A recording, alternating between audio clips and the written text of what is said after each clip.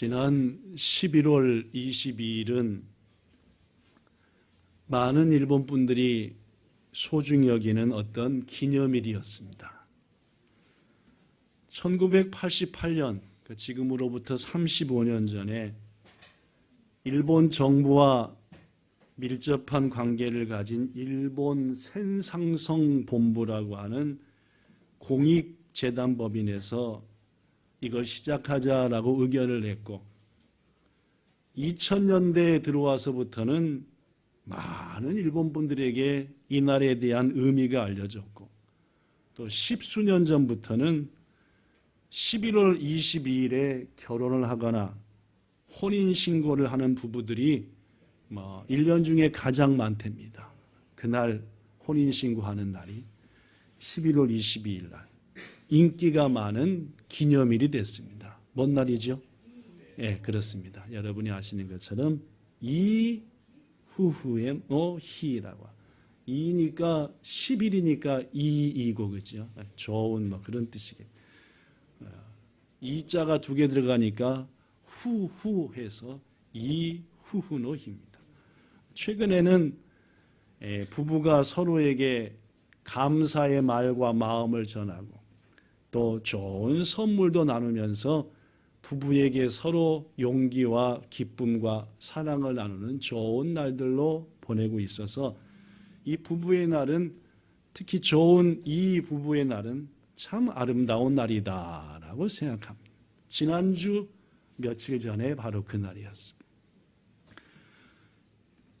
그래서 오늘 저는 여러분들에게 부부에 대한 말씀을 전해야겠다라고 기도하고 전합니다.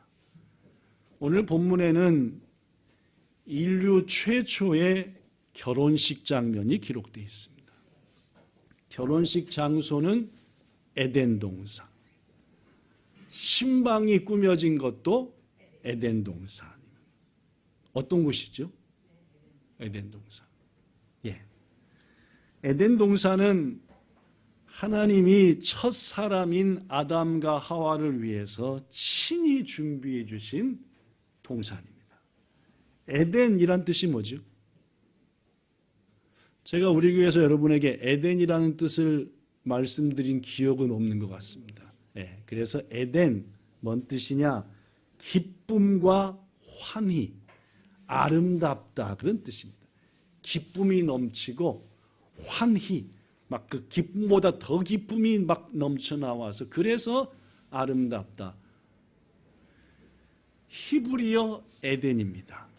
우리말로 동산이라고 번역된 단어는 히브리어로 겐. 그래서 히브리어로 말하면 에덴 동산은 에덴 겐이라는 뜻입니다. 이 겐은 뭐냐면은 울타리 속 뚝 막아놓고 그 안쪽, 울타리 안, 그런 뜻입니다. 그러니까 에덴 동산, 에덴겐이라는 말은 기쁨과 환희가 넘치는 울타리 속, 아름다운 울타리 안, 그런 뜻입니다. 하나님께서 우리에게 기쁨과 환희를 느끼며 밖에서 볼 때도 안에서 볼 때도 아름답기 그지없는 곳이 바로 에덴 동산이다라는 말. 그러다 보니까 당연히 거기서 세워진 가정도, 거기서 세워진 부부도 기쁨과 환희, 아름다움이 가득했다. 물론 그것은 선악과 범죄로 잃어버리고 말았지만 말입니다. 그렇죠? 그렇습니다. 하여튼 그러기 전까지 에덴 동산은 기쁨이 넘치고 아름다움이 가득한 동산이었다. 그런 가정이었다라는 말. 그런데 여러분, 오늘날 우리들이 살고 있는 이 시대의 가정들을 한번 돌아보죠. 기쁨과 환희가 가득했던 아름다운 가정하고는 멀리 떨어진 가정들이 참 많습니다. 대다수 사람들이 세상에서 가장 모진 말을 누구한테 듣습니까? 남편이나 아내나 부모한테 듣습니다. 세상에서 가장 지독한 말을 퍼붓는 대상이 누굽니까?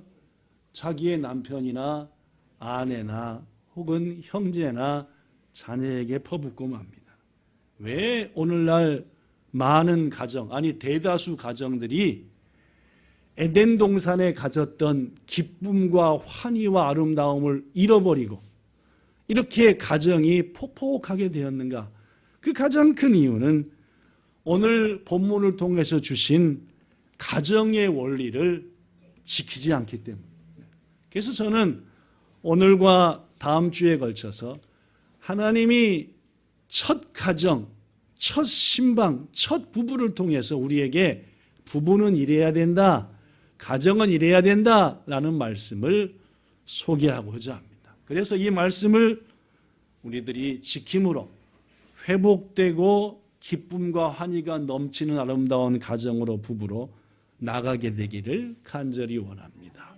자, 그렇다면 여러분, 무엇가 회복되어야만이 우리의 가정과 우리의 부부와 우리의 가족이 환희와 기쁨이 넘치는 에덴겐을 이룰 수 있을까요? 자, 첫 번째부터 한번 읽어봅시다. 첫째, 시작. 배우자의 듣기 싫은 조언과 충고를 감사함으로 받아야 합니다. 첫 번째, 가정이 기쁨과 환희와 아름다움이 회복되기 위해서는 배우자를 통해서 주시는 충고와 조언을 그래, 다 나를 위한 말이구나 라고 받아들여야 된다. 어떤 마음으로요? 고마운 마음으로 말입니다. 본문 18절에 보니까 하나님이 이렇게 말합니다. 사람이 혼자 사는 것이 좋지 아니하다. 묻습니다. 혼자 사는 것이 좋다는 말입니까? 안 좋다는 말입니까? 네. 혼자 사는 게 편합니까? 안 편합니까? 네. 혼자 사는 게 편하긴 편한데 하나님이 보기에도 안에서 보기에도 밖에서 보기에도 좋다는 말입니까? 안 좋다. 왜 혼자 사는 게 안 좋느냐? 사람은 완전하지 않는 부족한 존재이기 때문에 그렇습니다. 하나님이 볼 때 아담 혼자 있으니까 쓸쓸하게 아니라 다리나이야 모른다. 부족한 게 많다는 말입니다. 인간은 하나님이 아닙니다. 전능합니까? 모든 거 다 합니까? 못합니다. 그죠? 저도 제가 할 수 있는 것은 잘하지만은 못하는 것은 점점 못해지는 것 같습니다. 그죠? 그러니까 그렇습니다. 하나님이 볼 때도 우리가 서로를 볼 때에도 인간은 부족한 존재입니다. 그러니까 혼자 사는 것은 안 좋은 겁니다. 본인한테도 안 좋은 겁니다. 혼자 사는 게 편하다 한 분들도 계시지만은 결국 혼자 살면서 다른 사람한테 엄청난 도움 받습니다. 공사하는 사람, 이 사람, 저 사람, 친구, 뭐 등등 안 받고 혼자 산다? 절대로 그럴 수 없습니다. 그래서 하나님은 인간이 완전하지 못하니까 완전해지고 온전해지도록 뭘 붙여주십니까? 돕는 배필이요. 돕는 자입니다. 사랑하는 여러분, 사람이 결혼해야 되는 가장 큰 이유는 나는 불완전하기 때문입니다. 하나님께서 불완전한 나를 도와서 하나님 보시기에 완전해지도록 만들라고 무슨 제도를 주신 겁니까? 혼인제도, 결혼제도를 만든 겁니다. 난 평생 독신이야 라는 분은 나의 부족한 부분을 예수님이 채워줄 거야 라는 거 말고는 교만한 겁니다. 나의 부족함을 채워주고 또 누가 부족한 것을 내가 채워줄 사명을 가지고 결혼하는 것이다 라는 말입니다. 자, 묻습니다.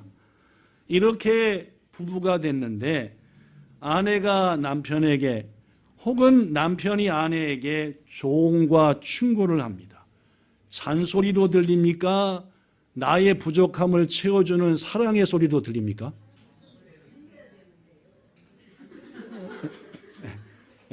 하나님이 돕는 배필로 맺어줬는데 아이떼가 나한테 하는 말이 잔소리로 들리냐 내 부족함을 채워주는 사랑의 소리로 들리냐 여러분, 자기가 스스로 완전하다고 하는 사람은 충고와 조언에 귀를 기울이지 않습니다.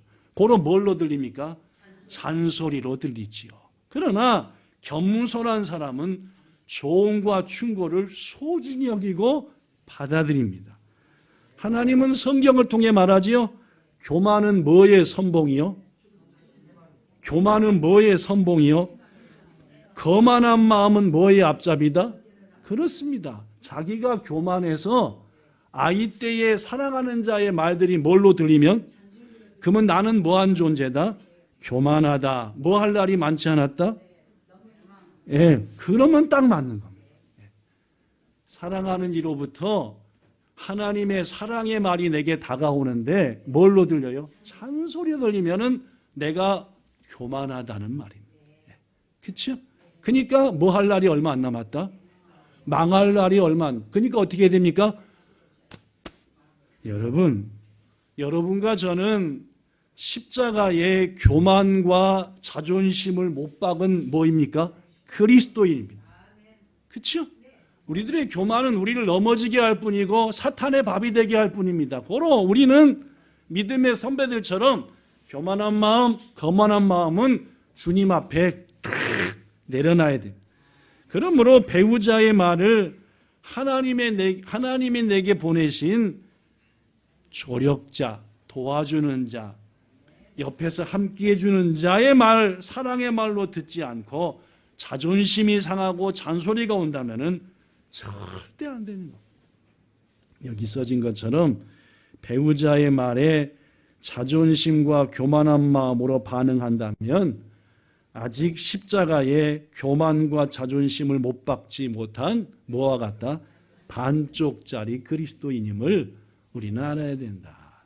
그렇습니다. 오늘 저는 우리의 가정이 에덴겐처럼 어떻게 환희가 넘치고 기쁨이 넘치냐. 그 첫 번째는 조언과 충고로 감사로 받는, 어떤 조언과 충고여도 하나님께서 나의 부족함을 지금 이 사람을 통해서 깨우치고 채워주는구나 라고 감사히 받는 여러분과 저 되기를 예수님 이름으로 축원합니다. 자, 둘째, 어떻게 하신 것이 하나님의 가정의 행복의 원리냐. 시작. 내가 원하는 방향이 아니라 하나님이 원하시는 방향으로 배우자가 변화되도록 힘쓰며 또한 사랑의 마음으로 기도해야 합니다. 두 번째 중요한 겁니다.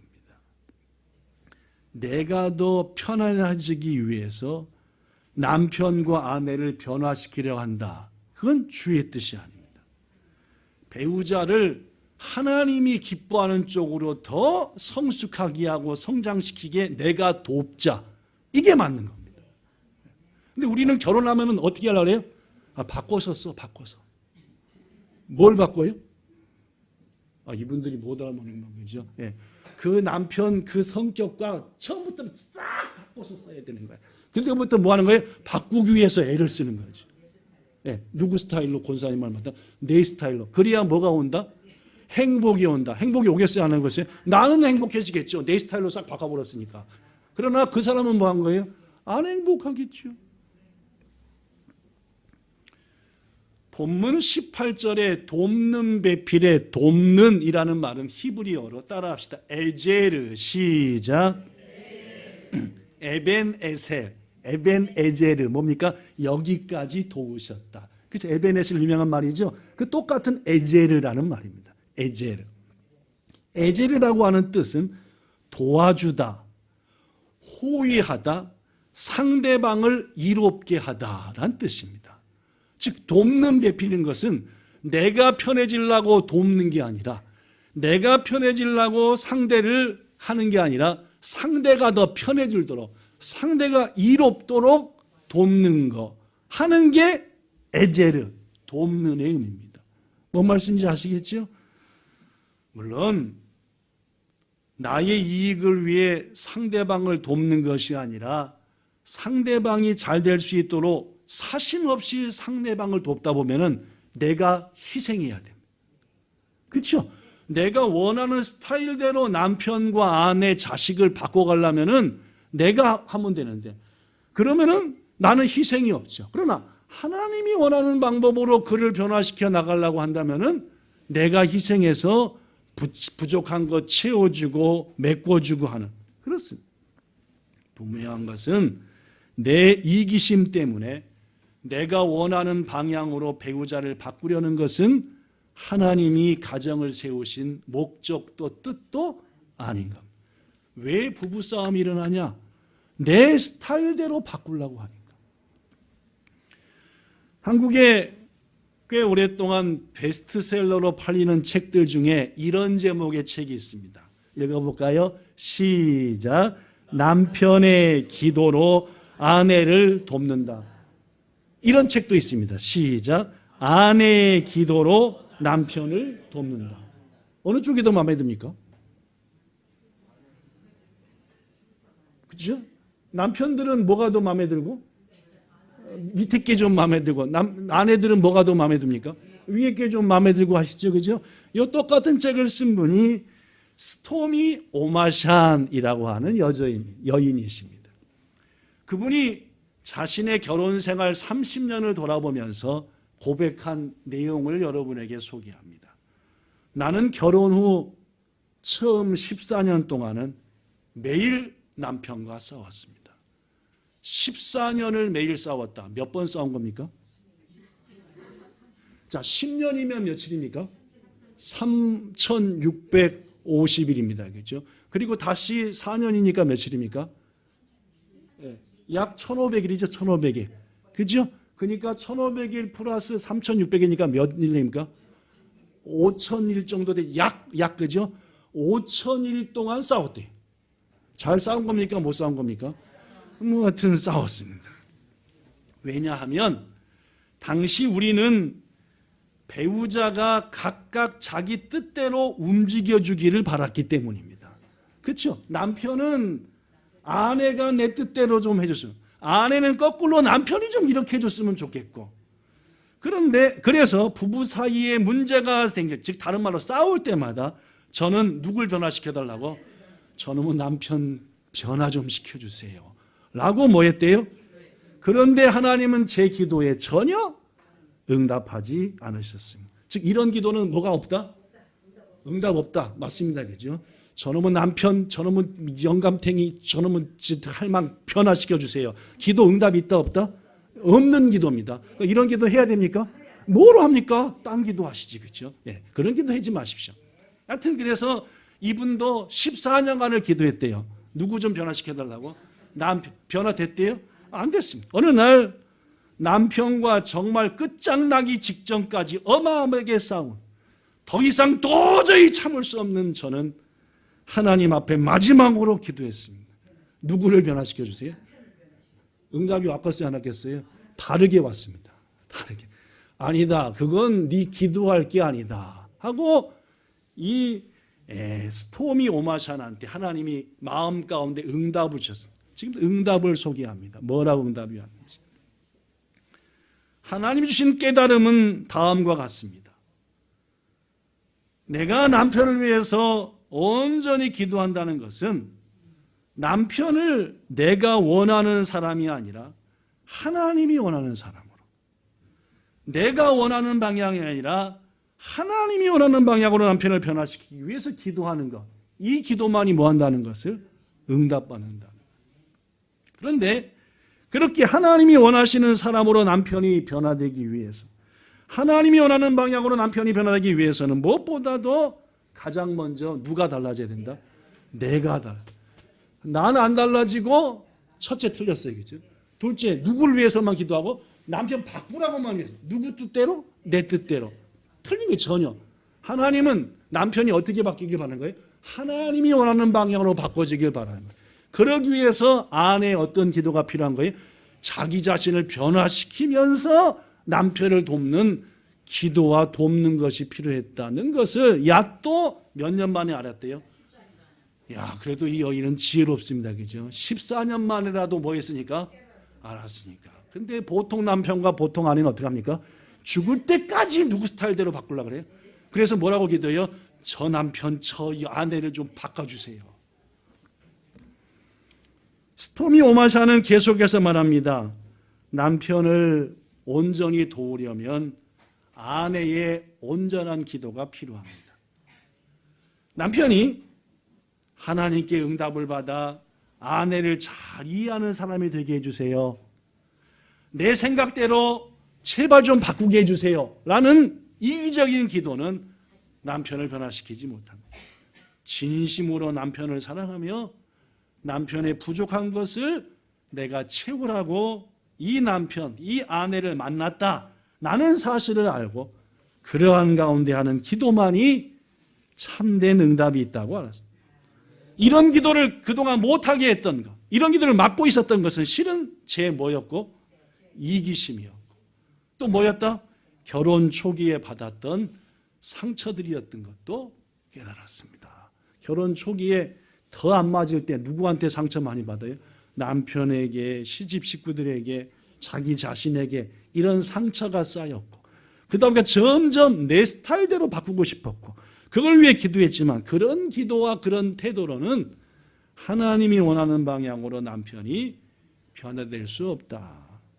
제가 이 사실을 하나님께 응답하여 깨닫고 제가 변화되기 시작하자 하나님은 제 기도에 응답하셔서 남편을 하나님이 원하는 방향으로 바꿔주셨습니다. 라는 것이 이 여인의 멋진 고백입니다. 사랑하는 여러분, 가정에 주신 하나님의 질서, 첫째, 어떤 얘기 조언을 하든지 감사로 받자. 둘째, 내가 원하는 방향이 아니라 하나님이 원하시는 방향으로 배우자가 성장될 수 있도록 힘쓰고 애쓰고 기도하는 우리가 되자. 그럴 때 우리의 가정, 우리의 부부는 하나님 안에서 에덴겐, 환희와 기쁨이 넘치는 아름다운 가정이 될 것입니다. 자, 세 번째입니다. 오늘 네 가지 얘기할 건데 세 번째, 시작. 배우자는 하나님이 짝지어 주신 내 짝꿍임을 잊지 않아야 합니다. 본문 22절에 보니까 여호와 하나님이 아담에게서 취하신 그 갈빗대로 여자를 만드시고 그를 아담에게로 모여 오셨다? 이끌어 오셨다. 아담과 하와 두 사람을 처음 만나게 해준 분 누굽니까? 두 사람을 부부로 맺으신 것도 누구십니까? 여러분과 여러분의 아내, 남편을 만나게 하신 건 누구십니까? 인정하십니까? 부부로 맺어준 것도 누구십니까? 물론입니다. 아담과 하와를 만나게 하사 부부 되게 하신 것처럼 또한 부자, 모자, 모녀 되게 하신 것처럼 우리의 만남은 우리가 원해서 한 게 아니라 하나님이 인도하셨다라는 겁니다. 하나님은 미처 아담이 알지 못할 때 하와를 예비하셨습니다. 하나님은 미처 여러분과 저가 우리 각각의 배우자를 알지 못했을 때 이미 이 땅에 보내셨고 잘 자라게 하셨고 나와 전혀 다른 반대쪽에서 살게 하셨다가 딱 만나게 하사 서로를 뭐하게 하셨다? 돕게 하셨다. 우리 뭐하니까? 불완전하니까. 여러분, 배우자를 만나 맨 처음 연애할 때는 그렇게 잘 맞을 수가 없습니다. 온 세상에서 나랑 가장 잘 맞는 사람, 온 세상에서 내 마음을 가장 이해해 주는 사람이 바로 이 사람 같습니다. 그런데 결혼하고 났더니 똑같은 사람이 모습은 비슷한데 내용은 달라졌어요. 나랑 똑같은 게 거의, 아니 한 개도 없는 것 같습니다. 순간 마음에 찾아옵니다. 잘못했구나, 결혼을. 그런데 여러분, 여기 써진 것처럼 잘 생각해 보면은 상대는 달라진 게 있습니까? 없습니까? 거의 없습니다. 그대로인데 누가 바뀐 겁니까? 내 마음이 바뀐 겁니다. 내가 쓰기 좋게 안 바꿔지니까 잘못했구나. 결혼하기 전에는 나와는 다른 점들이 매력이었습니다. 그런데 결혼하고 나서는 내가 편해져야 되고 이 사람 때문에 내가 행복해져야 되니까 나와 다른 점들이 전부 불편해지는 겁니다. 매력이었던 게 불편합니다. 다르니까. 결혼하기 전에는 다른 것들이 다 좋았지만 결혼하고 나니까 그것이 불편함으로 드러납니다. 그런데 여러분, 우리 자신과 우리 주위를 찬찬히 살펴보십시오. 하나님은 거의 모든 경우 나와는 정반대의 사람을 만나게 하십니다. 그렇죠? 저하고 제 아내는 소도 틀립니다. 무지하게 다르거든요. 그죠? 그래서 제가 생각해 봤어요. 이 말씀 어저께 마지막 정리하면서. 저 석환 집사님과 주현 집사는 같을까 틀릴까 했더니 상당히 틀리구만. 여기 박상희 집사님과 구현자 권사님 지나치게 틀리구만. 유야와 하영생 사정없이 틀리네. 우리 야나기 집사님과 오 집사님 생각했더니 왕창 틀리구나. 지금 웃고 있는 윙 집사님과 진표 집사님을 받으래도 어떻게 저렇게 틀릴 수 있을까? 그렇죠? 틀려도 저렇게 틀릴 수. 뭐 이름을 제가 다 시간이 그러니까 그죠? 전부 다 우리 부부들을 보면은 똑같아지는 것은 자꾸 살면서 비슷해지는 거지. 실은 아직도 소도 틀림. 왜냐하면은 돕는 배필이기 때문에 그렇습니다.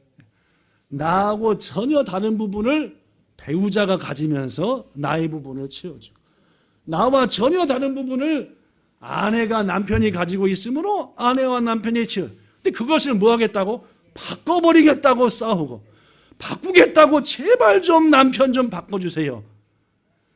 기도의 응답이 있다고 없다고 까마는데 없습니다. 사랑하는 성도 여러분, 거듭 말하지만 우연히 만난 게 아니라 나와 다른 그 부분을 채워주려고 하나님이 짝지어진 겁니다. 고로 우리는 어떻게 하면은 그 부분을 내가 채워줄까?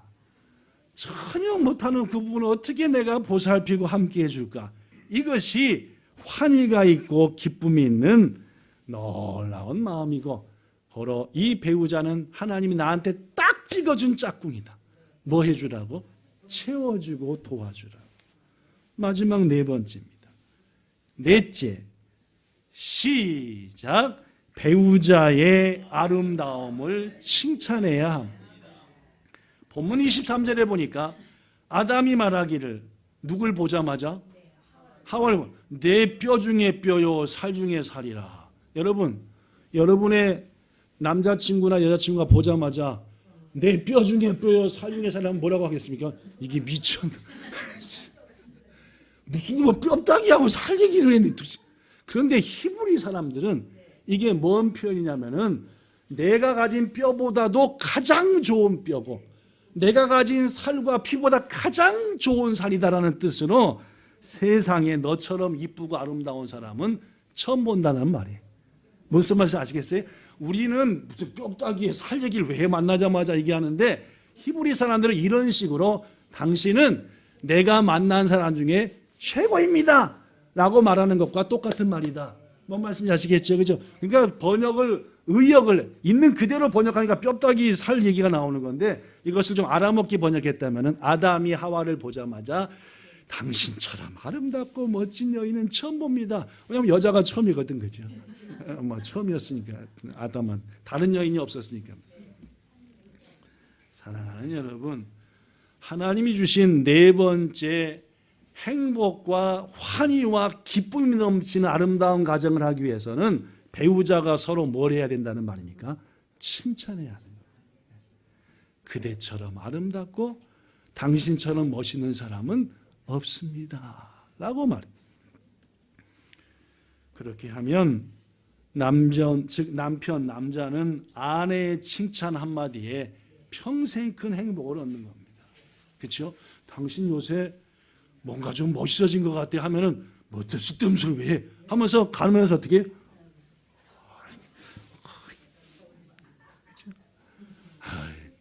요새 되게 예뻐 하면은 싫었기. 그리고 남편 출근한 다음에 뭐예요? 이게 저와 아내의 마음이 아니냐 그 말입니다. 그렇죠? 하나님께서는 아담에게 뭐 하는 마음? 칭찬하는 마음, 고백하는 마음을 줘서 당신은 정말 너무너무 아름답고 예쁘다라고. 무뚝뚝한 남편이 있었습니다. 그 남편과 함께 살아온 아내가 좀처럼 표현을 못하는, 안 하는 남편 때문에 마음고생이 심하다가 어느 날 몸이 실 아파서 여보 나랑 병원에 좀 가, 몸이 영 이상해. 가서 진단을 받았더니 얼마 못 산답니다. 일평생 아내를 고생만 시키고 아내에게 정말 고마워, 사랑해, 당신을 만나서 당신하고 살아서 정말 행복했어 라는 말을 한 번도 못했던 이 무뚝뚝한 남편은 처음으로 용기를 내서 아내한테 내 진심을 고백해야지 해가지고 나를 잡고 연습을 하고 또 연습을 해서 훌쩍훌쩍 울면서 이렇게 말했습니다. 여보, 내가 당신을 얼마나 사랑하는지 알지? 여보, 당신 없이는 내가 하루도 못 산다는 것도 알지? 당신은 나에게 정말 훌륭한 아내고 애들에게는 좋은 어머니고 내가 이제껏 말하진 않았지만 내가 항상 당신한테 고맙게 여겼다는 거 당신도 알지? 여보 사랑해, 정말 사랑해 라고 고백을 했대요. 무뚝뚝한 남편의 말을 들은 아내가 평생 한 번도 들어보지 못한 고백들을 듣다 보니까 마음에 감동이 왔습니다. 그래서 두 눈에 눈물이 가득 맺혔어요. 그리고 아내가 남편한테 말합니다. 그걸 왜 지금에서 얘기해요? 진작 말했으면 내가 그렇게 힘들고 불행하지는 않았을 텐데 라고 얘기하고 그날 세상을 떠나고 말았답니다. 여러분, 왜 이 남편은 아내에게 칭찬의 말, 감사의 말을 아끼고 또 아꼈을까요? 했으면 이 아내가 힘들지 않았어요. 그 힘든 과정 속에서도 더 용기가 나고 힘이 났을 때면 말이에요. 참 딱하기도 딱한 남편이고 아내의 사연입니다. 사랑하는 여러분, 여러분과 저도 그래서는 안 됩니다. 나중에서 후회하지 말고 우리의 가정을 에덴겐, 아름답고 기쁨이 넘치고 환희가 있는 가정이 되기 위해서는 시시때때로 남편과 아내, 배우자의 아름답고 귀한 모습을 찾아내서 칭찬하고 고맙다고 고백하고 그럴 때에 아름다운 가정, 즐거운 가정, 기쁨의 가정. 여러분, 여기 써진 것처럼 아내를 더 뭐하게 하는 것은 남편이고 물론입니다. 그리고 남편을 더 멋지게 만드는 것은 누굽니까? 반대로 말입니다. 아내를 형편없이 만드는 게 남편일 수 있고 반대로 아내일 수 있는 겁니다. 우리의 가정이 기쁨과 환희가 넘치는 가정을 유지하고 나아가기 위해서 후회하지 말고 감사하며 칭찬을 고백하는 우리 되기를 예수님 이름으로 축복합니다. 지금부터 최고 중요한 메시지를 5분쯤 하겠습니다. 그렇습니다. 가정이 기쁨과 환희가 있기 위해서는 하나님 주신 가정의 원리. 첫째, 배우자의 듣기 싫은 조언과 충고도 뭘로 받죠? 감사로 받. 둘째, 내가 원하는 방향이 아니라 하나님이 원하는 방향으로 나갈 수 있도록 협력하고 헌신하고 기도하자. 그렇죠? 셋째, 배우자는 하나님이 짝지어 주신 내 짝꿍임을 잊지 말고 다른 것을 탓하지 말고 채워주자. 넷째, 배우자의 뭘 칭찬하자? 아름답고 좋은 점을 칭찬하자입니다. 그런데 말입니다. 하나님께서는 바울을 통해 우리한테 이런 말씀을 하셨어요. 에베소서 5장 유명한 말씀입니다. 읽어볼게요. 사람이 부모를 떠나 그의 아내와 합하여 그 둘이 한 육체가 되라. 뭐에 대한 얘기입니까? 부부간의 결혼에 대한 얘기죠. 바로 이어서 그런데 이 비밀이 크도다. 31절에 부부가 만나 결혼한다, 행복한다, 한몸 된다. 이게 비밀입니까? 아니에요. 그 다음에 이상한 말을 해요. 시작. 나는 그리스도와 교회에 대하여 말하노라. 부모를 떠나 아내와 한 몸이 되라고 해놓고 비밀이라고 말한 다음에 실은 부부한테 한 말이 아니라 누구한테 한 말이다? 교회한테 한 말이다 라고 말합니다. 여러분 그렇습니다. 남녀가 하나님의 계획과 은혜로 만나서 부부가 되듯이 예수님과 성도도 주의 은혜 가운데 만나 영적인 뭐가 되는 겁니까? 부부가 되는 겁니다. 그래서 성경은 예수님을 뭐라고 말하고? 신랑이라고. 우리는 뭐라고 합니까? 신부라고 말합니다. 근데 바울은 한 걸음 더 나가서 누구한테 말한 거다? 교회한테 말한다. 교회가 무슨 말이냐? 여러분 성경을 곳곳에 보면은 교회는 남편과 같고 성도는 아내와 같습니다. 무슨 말씀인지 아시겠어요? 에베소가 가장 강조하는 부분이 이 부분입니다. 부부가 남녀가 만나 부부가 되듯이 예수님과 우리가 만나 영적 부부가 되고 교회와 성도가 만나 뭐가 된다? 영적인 부부가 된다는 말입니다. 아시겠습니까? 고로 전 이제까지는 우리들의 부부에 대한 얘기를 했습니다. 지금부터 약 2분간은 교회와 우리와의 부부에 대한 얘기를 하겠습니다.